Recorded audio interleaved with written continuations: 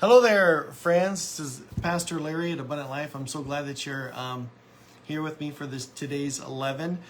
This week we're talking about missions and the movement, really, of missions. And missions is so vital and so important to the lifeblood of the church. And I want to just share a little story first before I get started to illustrate that. I'm coming to you live, so I'm hoping this camera and everything is set up correctly. I'm probably sideways on your screen. I don't know. Well, if I can, you'll just figure it out. It's okay to be sideways occasionally. I was in Cuba, and if you've been on any of our trips with us, whether it's been to South America anywhere, Mexico, Cuba, or to most recently Africa, you know that when we go, we're always impacted by what we see, that especially in the church. We're used to seeing, I think, in different ways, poverty.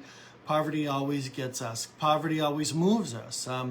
In Africa this last time, one of the things that moved the entire team greatly was the rescue center, where these kids come in off the street, and there was no one just to hold them.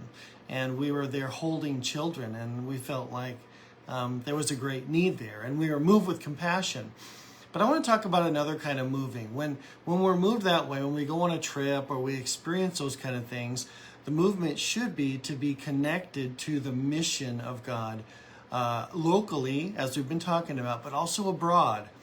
Being connected abroad is really important. One thing that helps us when we go on these trips or when we give to missions, we feel engaged personally here at the mission at home. And so it has a great value. The mission is a movement. The mission of God just isn't a set of orders just to see one thing accomplished. It is a movement. It moves people inside. It moves us to do things outwardly. It moves us to give. It moves us to go.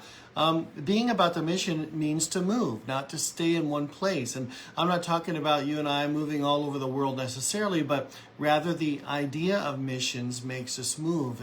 It moves us to be engaged in the mission, to be engaged in people's lives. And the word Jesus uses in the scripture is go. Go into all the world. It's a word that means move. When you're at a stoplight and it turns green, you go. It's a movement. Before you were stationary and now you're going. So the Great Commission for all of us is a calling to move. It's a calling to do something and to be stretched beyond what maybe we normally do. And let me tell you why the mission moves. The mission moves because of God's authority. Matthew chapter 28, verse 18 and 19 says, Jesus said to them, all authority. He's talking about himself, and that he's going to give us that authority as well, that we stand in his authority more than just taking his authority, but all authority in heaven and on earth has been given to me. Then in verse 19 he says, therefore go and make disciples of all nations, baptizing them in the name of the Father and of the Son and of the Holy Spirit. So because of God's authority, we move in response to the commission, because of his commands, because of his great love for us. We've learned that we're not doing this just on our own, but the blessing of it is that we are blessed when we do so. Your mission should always be coming out of your mouth. Our mission should always be coming out of our mouth, to share the hope and the love that there is in Christ. And I understand in our American culture there's great skepticism concerning churches and ministers and ministries. But friends, you are the greatest ambassador of hope and real life change that we have. That's what the church is. The ministry of the church really is, in my ministry, is to equip and encourage you to be the ministers. You are to do the work of the ministry, where if we consider just the ministry inside the four walls of the church, or a vocational ministry like mine, then I'm afraid that you and I have both missed it. That my calling to be a pastor is to equip you well, and I hope that I'm doing that well. That's my goal, doing it the best of my abilities, as the Lord has given me abilities to do so. And so our mission is to go, and we go in the Lord's authority, and it is great authority. It has the power to work against the spiritual forces and wickedness in our culture, in our world. The mission also moves because of compassion.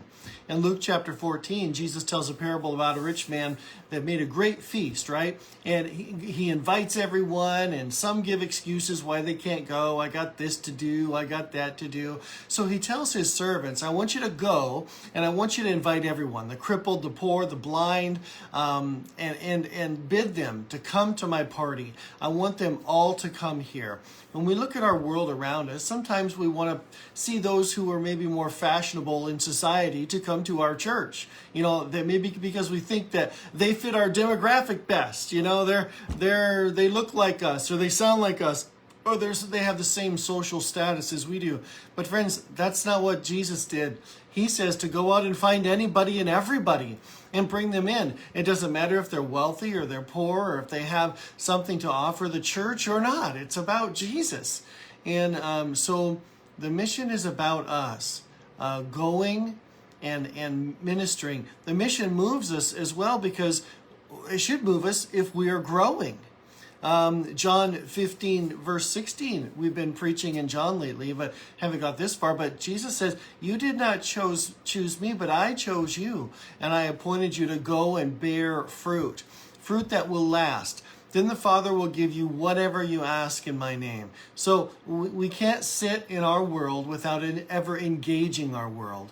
Our world, and that which we live right now, is for us to be enthused. And you know, I got to say something. Someone said to me the other day, Pastor, I see us in worship, and I'm so excited to be there, and I feel God moving. And he says, I look around and I wonder why more of us aren't engaged. And you know, friends, that's a sad thing. And it's not I'm not trying to make any of us feel like we're condemned by a man or a person. That's not it. But friends, that's an observation that someone who's mature in their faith is making, and it should challenge us anyway to say, am I growing? Am I growing? Is the Lord answering my prayer because I am about the mission? We can't sit and hope that the world changes. We've got to do something. We can't go to Bible study every day or prayer meeting and not engage people outside the church. The reason for the church is people. Remember, the church is God's plan to reach the world. There is no plan B. There's nothing else in Scripture that God has in mind. So engage in the mission today, friends. I showed you a chart on Sunday of our missions giving and where it's at, and our Kingdom Builders Fund and where it's at. And you understand the part about giving maybe, or that we all participate in the giving. But does that engage you?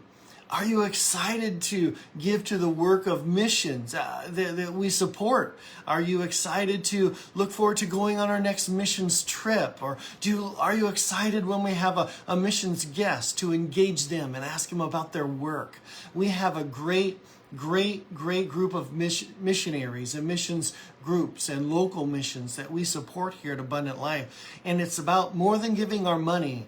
It's about being engaged with enthusiasm in the mission of God for our city and our community and the world. So I hope this challenges you today, and that you are blessed and convicted like I am to do more for the kingdom, because we are called to serve the Lord in this life by being his ambassadors, being his arms, his legs, his feet, his words into this culture. So God bless you, friends. Have a great day.